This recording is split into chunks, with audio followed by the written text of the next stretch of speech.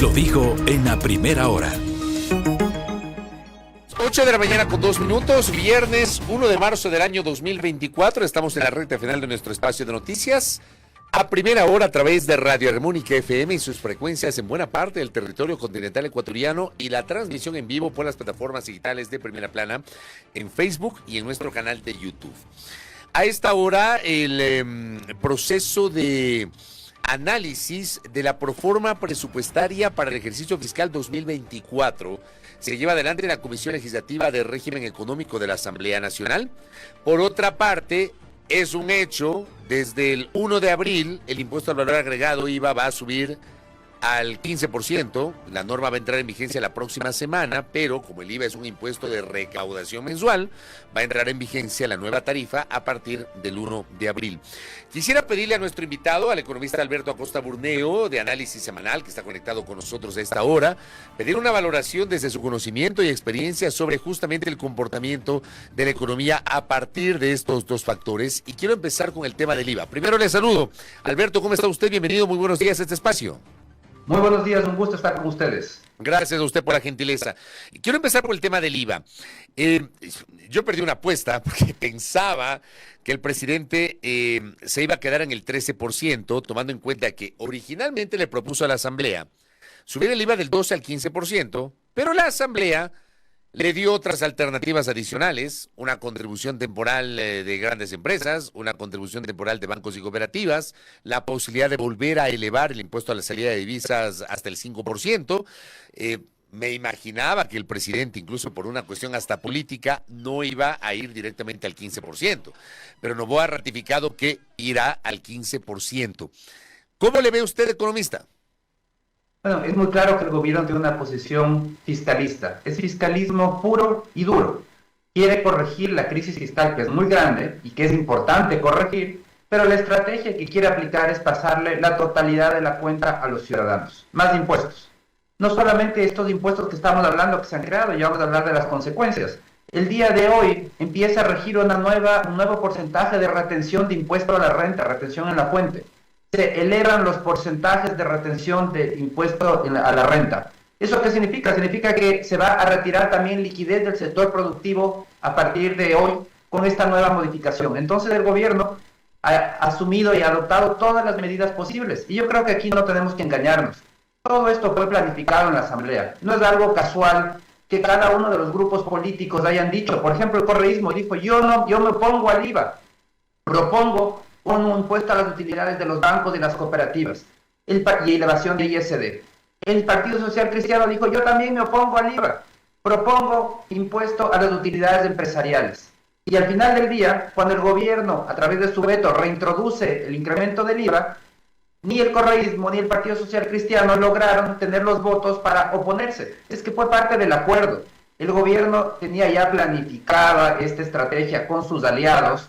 Y vemos también cómo ya el día de ayer le pagó todos los favores recibidos apoyando a la destitución de un vocal del Consejo de la Judicatura. Entonces, esto es parte de un acuerdo, el gobierno tiene una visión clara, su prioridad es fiscal, es un gobierno fiscalista. Le interesa cerrar la brecha fiscal elevando impuestos, no va a reducir gastos, eso nos dice también la proforma 2024, la estrategia va por pasarle la cuenta a los ciudadanos.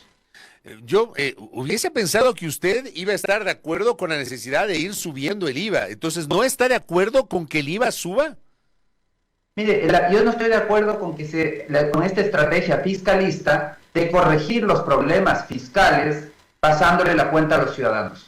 Y esa es la estrategia que nos ha dicho el gobierno. Ya nos presentó el presupuesto 2024. No hay reducción de gasto.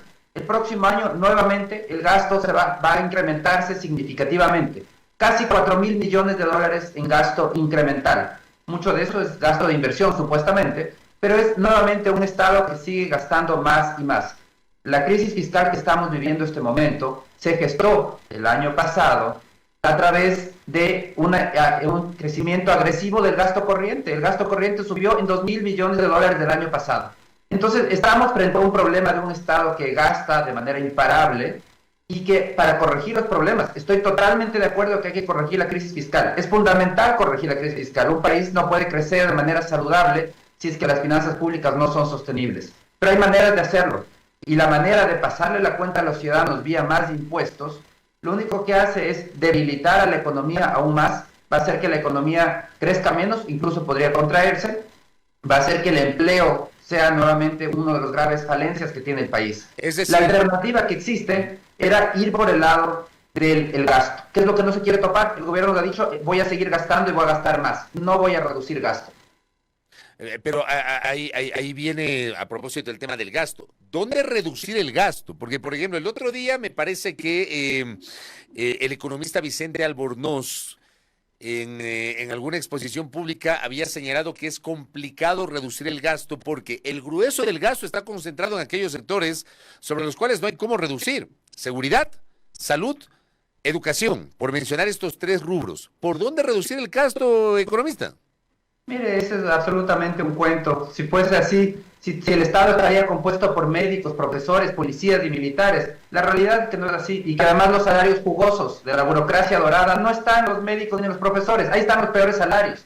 Los mejores salarios están en todo ese gasto burocrático inútil. Yo tengo una lista aquí, que no, por tiempo no quiero leerle la lista completa, pero tengo una lista de más de 60 instituciones estatales inútiles, que no agregan valor al ciudadano. Entonces, lo primero que hay que hacer es eliminar todas esas instituciones, que son muchísimas.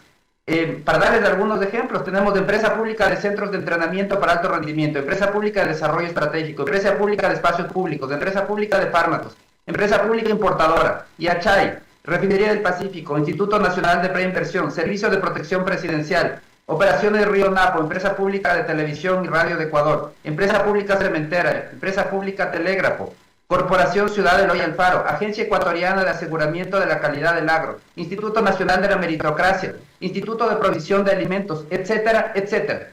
El Estado no es médicos, el Estado no es profesores, es muchísimo más que eso.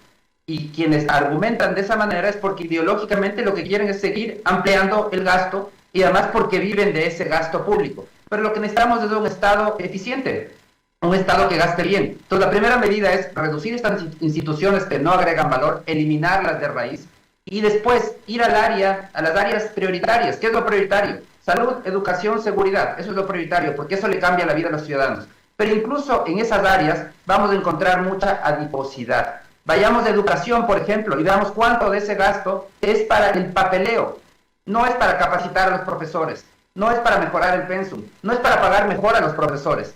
Es para toda una burocracia, una tropa que está ahí para hacer un papeleo inútil, que no agrega la calidad de la educación. Entonces hay que trabajar también en calidad del gasto. No es suficiente con quedarse desde afuera en el facilismo, decir, es que eso es gasto de salud. Sí, puede ser gasto de salud, pero ¿cuánto de eso es sobresueldo? ¿Cuánto de eso es un gasto inútil que no llega al ciudadano? Todo eso es lo que hay que corregir. Hay muchísimo por corregir a nivel de la calidad del gasto. O sea, usted más allá, digamos, no está cuestionando que haya recursos para estos sectores como salud, educación, seguridad, sino la calidad de ese gasto. Estoy cuestionando precisamente que no haya recursos para esas áreas. ¿Por qué no hay recursos para esas áreas? Porque tenemos un Estado desenfocado que se dedica a todo.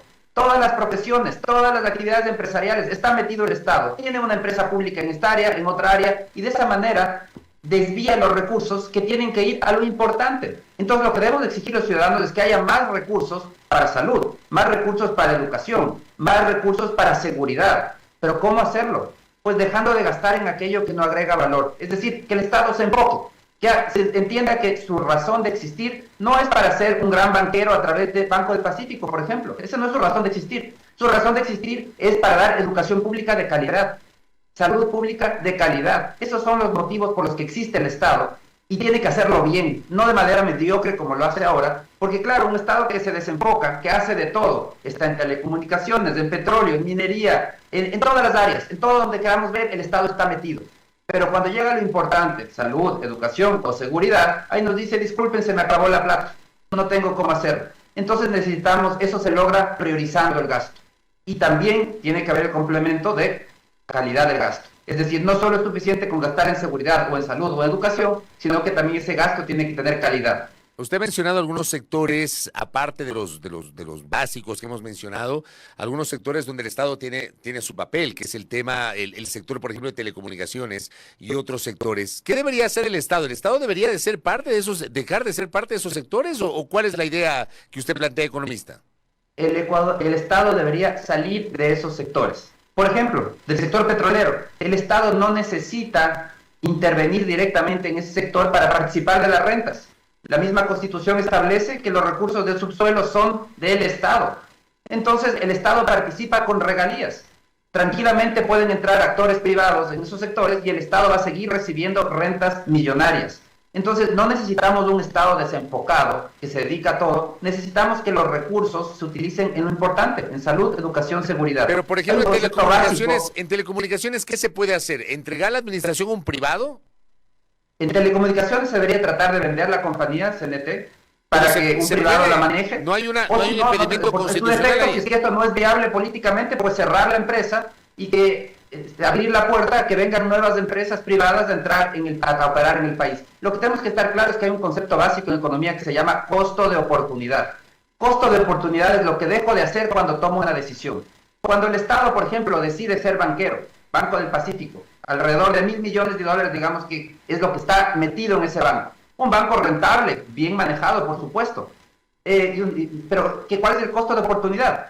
Implica que son $1.000 millones que no se están destinando a educación de la generación actual, de las personas que requieren en este momento, o que no se están destinando a salud o a pensiones jubilares.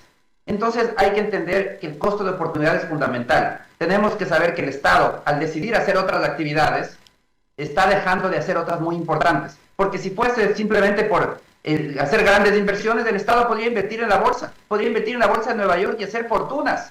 ¿Y por qué no lo debe hacer? Porque ese no es su rol. Su rol está en servir a los ciudadanos ecuatorianos. Su rol no es ser gran empresario y ganar grandes recursos, porque está desviando recursos y está arriesgando recursos de los ciudadanos, cuando lo que tiene que enfocarse es hacer bien lo que le corresponde: salud, educación y seguridad. Todos los esfuerzos hacia allá, todos los recursos hacia allá. Hay que liberar recursos de las otras áreas para destinarlos a lo importante, a lo que le va a cambiar la vida al ciudadano. Yo creo que no podemos seguir aguantando a los ciudadanos un gasto público de tan mala calidad. A propósito de lo que usted señala, tengo un par de mensajes. Acá me escribe un oyente y me dice: a propósito del listado que ha presentado el economista, en la policía existe el Servicio Nacional de Ciencias Forenses, que está dirigido por civiles, y la criminalística está a cargo de la policía, en donde existe más gente administrativa que operativa. Tal vez ahí pueda haber un espacio, es un ejemplo de un espacio que debería ser reformulado, hablando de la calidad que usted menciona, economista.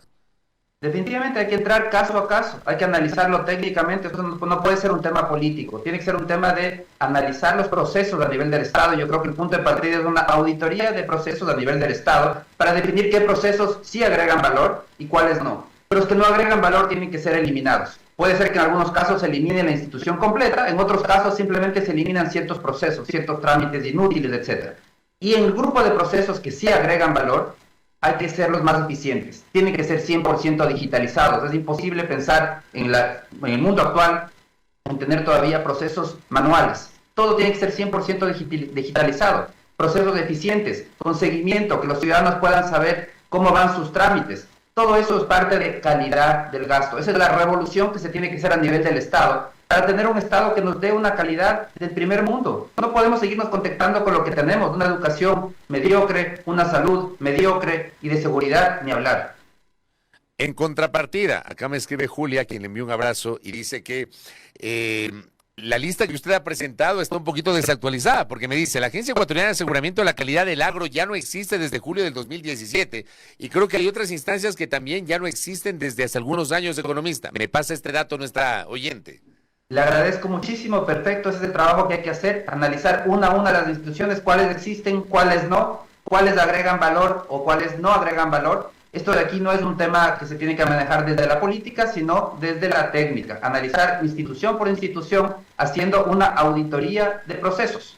Porque, como digo, puede haber procesos dentro de estas instituciones que deberían ser eliminadas, que sí agregan valor. Entonces, esos procesos pueden pasar a otros ministerios, pueden pasar a otras instituciones. Entonces, ese trabajo es precisamente el que hay que hacer. De manera técnica, entrar uno a uno a cada una de las instituciones para poder definir qué se agrega valor y qué no. Ahora, le pregunto a usted, si en los gobiernos del presidente Lenín Moreno y del presidente Guillermo Lasso, donde hubo supresión de algunas instituciones, hubo absorción de otras instituciones, ¿se dieron esos análisis técnicos o no, economista? Bueno, lamentablemente se ha hecho muy poco para cambiar la estructura del Estado. Esa es la realidad. Ha habido temas muy puntuales, donde Guillermo Lasso, la más evidente fue el cierre del seguro del aseguramiento estatal, que era una guarida de corrupción. Siguen saliendo los casos en la justicia internacional, porque en la justicia local no nos enteramos de nada, pero en la justicia en Estados Unidos siguen saliendo los casos de corrupción a través de Seguro Sucre. Entonces, pero son temas muy puntuales. En este gobierno, por ejemplo, el presidente ha ordenado ya el cierre de la empresa coordinadora de empresas públicas. También un tema muy puntual. Hay que hacer un trabajo mucho más integral. Un trabajo integral enfocado en el ciudadano, ponerle en el centro al ciudadano para poder hacer esa auditoría de procesos, para transformar al sector público de un estado obeso, desenfocado, en un estado atlético, eficiente, que nos dé servicios públicos de calidad. Lo pudieron hacer en el mundo. ¿Por qué en el Ecuador no se puede dar servicios públicos de calidad? ¿Por qué no podemos enfocarle al Estado en lo importante? Es posible, hay que hacer este análisis de manera técnica y vemos que lamentablemente el gobierno no está dispuesto, un gobierno de muy corto plazo, el de Daniel Noboa, tampoco está interesado en hacerlo, no tiene el tiempo y más bien quiere hacerla de la estrategia más sencilla. La estrategia más sencilla es pasarle la cuenta a los ciudadanos vía más impuestos. Que la fiesta fiscal continúe, que siga el gasto, seguir elevando el gasto aceleradamente año tras año y nuevamente pasarle la cuenta a los ciudadanos. Pero eso tiene un costo. Tiene un costo en menor crecimiento económico, menor generación de empleo, que es uno de los grandes desafíos que tiene en este momento la economía.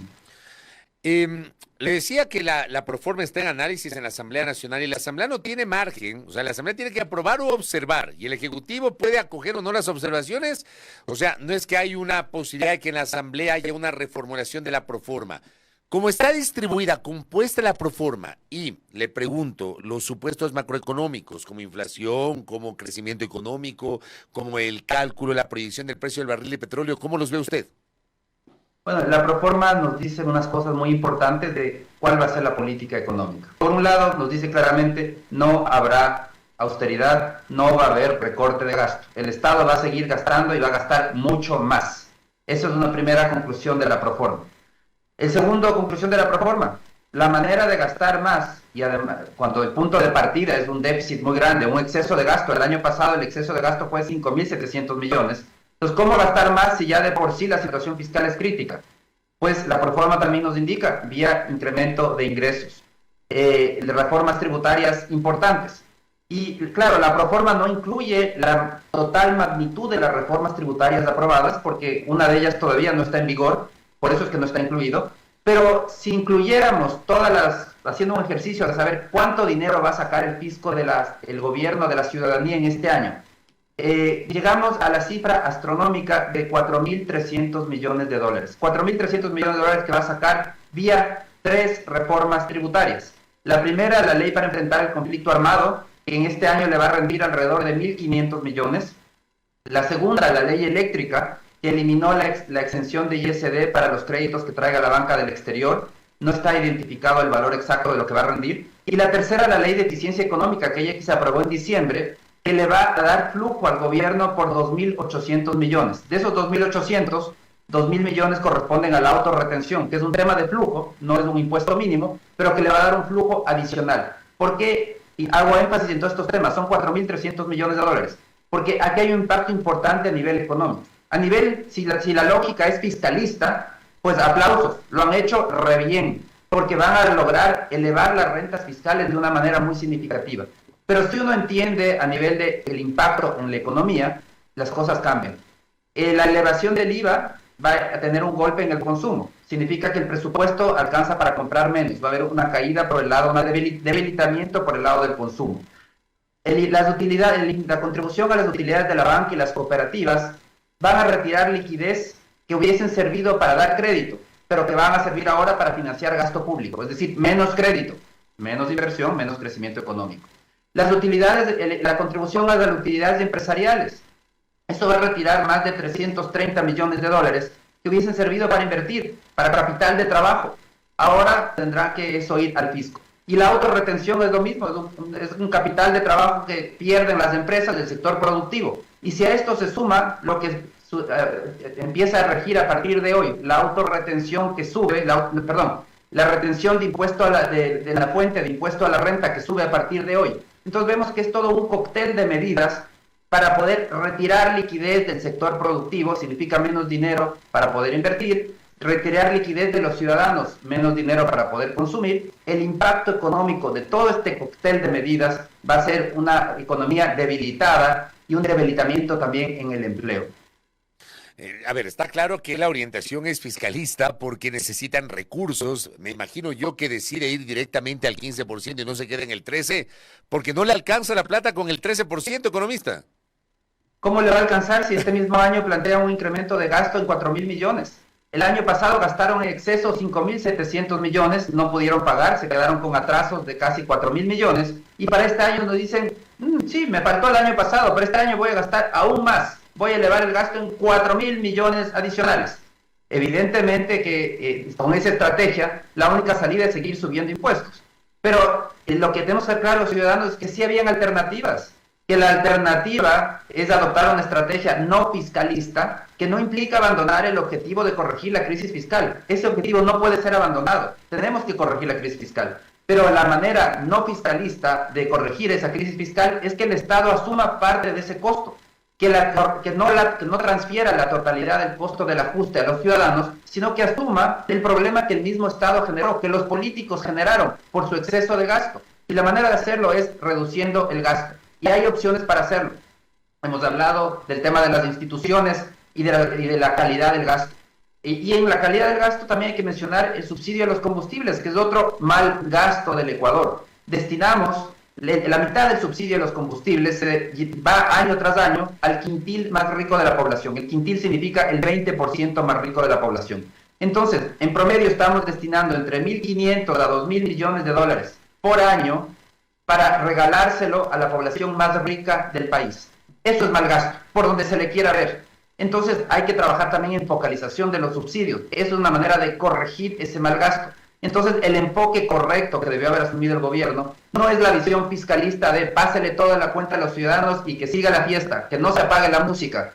El enfoque correcto era corregir esa calidad de gasto, tener mejor calidad de gasto, priorizar el gasto en lo importante y dejar de gastar en lo demás, focalizar subsidio a los combustibles, porque no podemos seguir destinando tantos recursos a la población que no necesite ese subsidio. Oye, economista, pero sobre el tema de subsidios, se supone que el camino es ese, lo ha dicho el presidente, lo ha dicho el ministro de Finanzas, que a partir del segundo trimestre del año va a comenzar un proceso de focalización de subsidios, sin tocar el diésel y el gas doméstico, pero ha hablado de los otros combustibles. ¿Es insuficiente o no ese anuncio, economista? Es insuficiente porque el grueso del subsidio está en el diésel. Y en el diésel es donde se tiene que trabajar también en la focalización. La manera de focalizarlo, realmente la gasolina no necesita una focalización, la gasolina debería ir simplemente a una banda de precios. Entonces, que los precios fluctúen dentro de una banda, como ya existió durante el gobierno de Lenín Moreno. La focalización realmente tiene que ir al diésel, porque en el diésel hay que preocuparse de no afectar a la población de menores ingresos. ¿Y cómo se evita eso? Garantizando que el transporte público, que los buses no cambien su tarifa, porque el grueso de la población de menores ingresos se mueve en buses. Entonces, para que no cambie la tarifa de buses, los buses usan diésel, para que no cambie la tarifa de buses, lo que hay que hacer es crear una transferencia de efectivo a las unidades de buses registradas, donde mes a mes, a través de una tarjeta de débito, se les acredita una cantidad de dinero que puede ser utilizada a través de esa tarjeta en gasolineras. El único uso es en gasolineras, con esa tarjeta. Entonces, de esa manera, se les compensa del valor que corresponda por el incremento de precios mes a mes, porque debería reintroducirse la banda de precios. Entonces, la focalización debió haberse dado en el diésel. Para el caso de la gasolina, lo único que había que hacer era permitir la fluctuación a través de una banda de precios que limite fluctuaciones muy fuertes y que de esa manera se logre que los cambios sean de pocos centavos mes a mes, precisamente para evitar el impacto político en la población.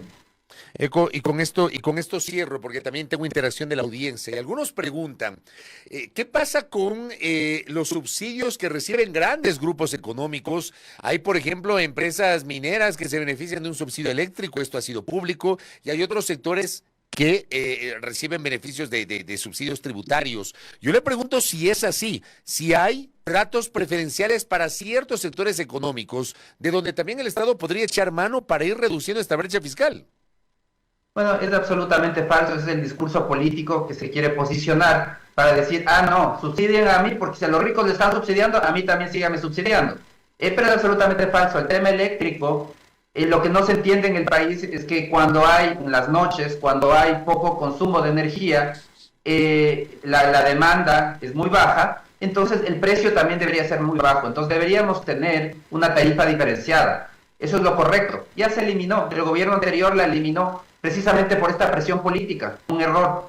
Porque si tuviésemos un mercado eléctrico, tendríamos precios que se fijan en el mercado, por oferta y por demanda, y tendríamos que el precio de la electricidad sube en horas pico, a las 6 de la tarde, cuando todo el mundo se conecta, y de esa manera limita el consumo, limita ese exceso de consumo cuando hay horas pico, y en las noches deberíamos tener precios muy bajos de electricidad. Entonces, a lo que se refiere ese supuesto subsidio a mineras es la tarifa nocturna, que lamentablemente el gobierno anterior eliminó y que debe reintroducirse porque necesitamos diferenciar, un precio diferenciado de la electricidad. No es lo mismo el precio que existiría en el mercado en horas pico que en horas de bajo consumo.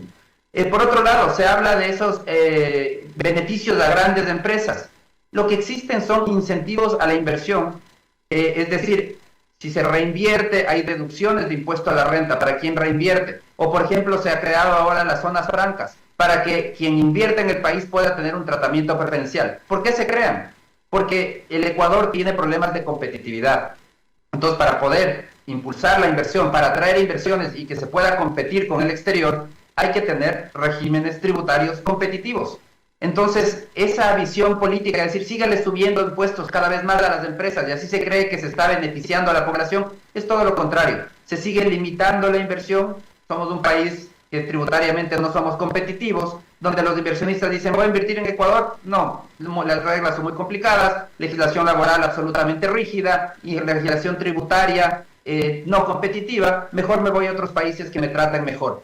¿Quién pierde de esta estrategia? Pues perdemos los ciudadanos, porque sin inversión, si no logramos atraer inversión, tampoco logramos generar empleo. ¿Y qué es lo que queremos? ¿Queremos que las empresas paguen más impuestos o queremos que haya más empleo?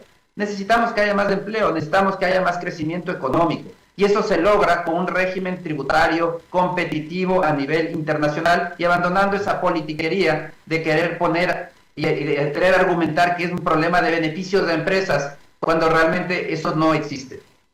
Economista, gracias por sus aportes para el debate sobre los temas económicos. Muy amable, ¿ah? Muchísimas gracias, siempre es un gusto. Gracias a Alberto Acosta Burneo, de Análisis Semanal, que ha estado con nosotros aquí en A Primera Hora. Primera Plana. Todas las noticias, todas las voces.